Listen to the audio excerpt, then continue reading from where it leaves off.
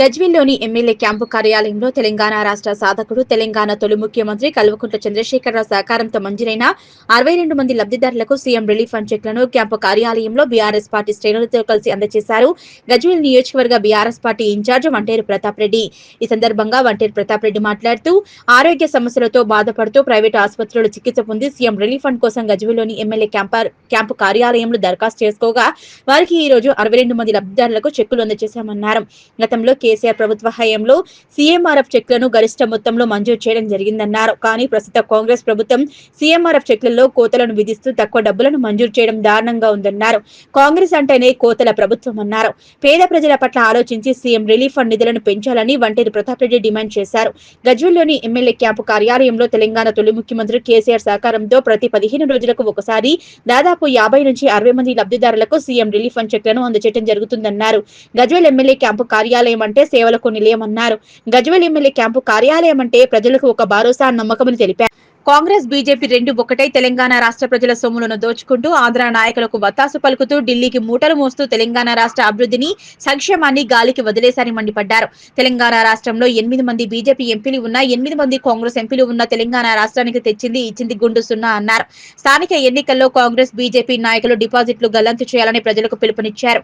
ఈ కార్యక్రమంలో మాజీ మున్సిపల్ చైర్మన్ ఎన్సీ రాజమౌళి, పట్టణ అధ్యక్షులు నవాజ్ మీరా, కౌన్సిలర్లు Gopal Reddy, Marikanti Kanakaiah, Athili Srinivas, Mamidi Sridhar, Itikyala sarpanch Chandrashekar, PSCS chairman Jayajayala Venkatesh Goud, Jagdevpur PSCS chairman Haliti Indrasenareddy, నాయకులు భూపాల్ రెడ్డి, ల్యాబ్ రమేష్, అహ్మద్, కిరణ్ గౌడ్, ప్రవీణ్, మసూదన్ రెడ్డి, రాజు, అబ్దుల్, నంద్య, నరేష్, ఉదయ్ తదితరులు పాల్గొన్నారు.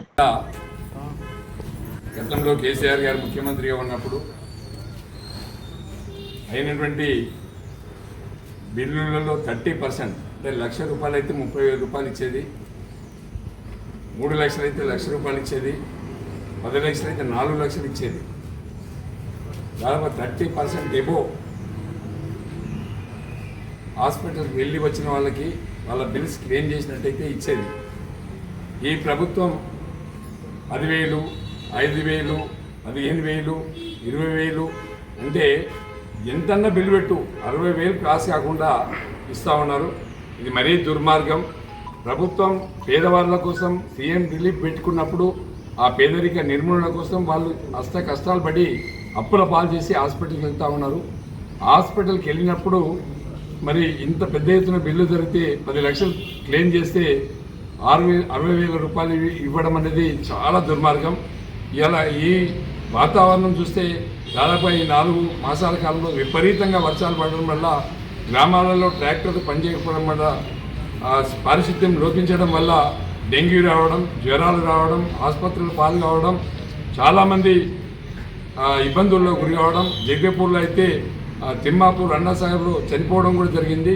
కొన్ని వందల మంది హాస్పిటల్లో అడ్మిట్ అయ్యి వాళ్ళు జేబులు కాల్ చేసుకున్నటువంటి పరిస్థితి. ఈ పరిస్థితిని చూసైనా కనీసం గ్రామీణ వ్యవస్థను కూడా, గ్రామాలలో ఉండే పారిశుద్ధ్యం కూడా పూర్తిగా లోపించింది, పట్టణాలలో పారిశుద్ధ్యం పూర్తిగా లోపించింది. కాబట్టి ప్రభుత్వం విఫలమైంది. వచ్చే రోజులలో రేపు లోకల్ బాడీ ఎలక్షన్స్ ఉన్నాయి. లోకల్ బాడీ ఎలక్షన్లలో మరి రైతులు వీరందరూ కూడా రైతు బిడ్డలమే, మనమందరం రైతుల బిడ్డలమే.